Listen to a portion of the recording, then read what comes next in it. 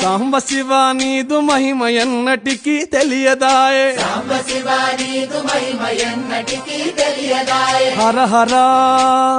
Shiva Shiva Hara Hara Shiva Shiva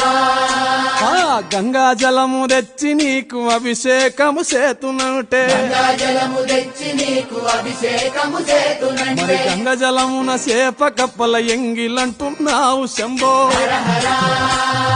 Shiva Shiva